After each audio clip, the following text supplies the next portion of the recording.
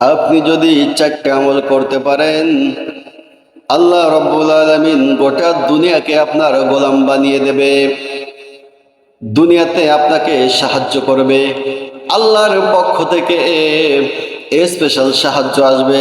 এই চারটি আমল যদি আপনি করতে পারেন, এক কথায় আপনি দুনিয়াতেও সফল, আখিরাতেও সফল। 1 নম্বর হলো প্রতিদিন ফজরের নামাজ আদায় করতে হবে। ফজরের নামাজ জামাতের সাথে পড়তে হবে। শুধু তাই নয়, ফজরের সুন্নাত নামাজও আদায় করতে হবে। রাসূলুল্লাহ সাল্লাল্লাহু আলাইহি সাল্লাম বলেন, ফজরের সুন্নাত নামাজের এত ফজিলত তোমরা যদি জানো তোমরা অবাক হয়ে যাবে। গোটা দুনিয়াতে যা কিছু আছে সব থেকে উত্তম হলো ফজরের 2 রাকাত সুন্নাত নামাজ।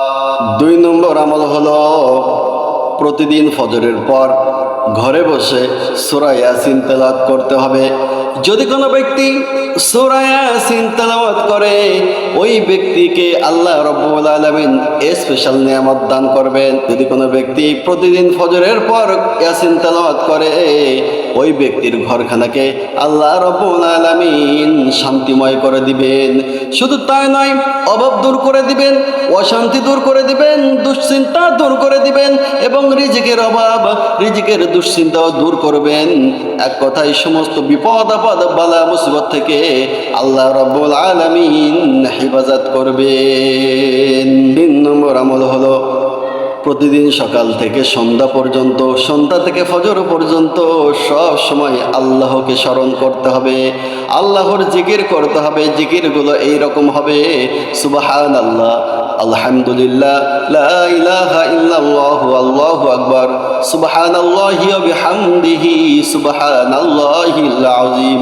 এই জিকিরগুলো যদি কেউ করতে পারে, আল্লাহ রাব্বুল আলামিন তাকে গায়েব থেকে সাহায্য করবে। এমনকি গোটা দুনিয়া ওই ব্যক্তির জন্য আল্লাহ নিযুক্ত করে দেবে। গোটা দুনিয়ায় যা কিছু আছে ওই ব্যক্তির গোলাম হয়ে যাবে।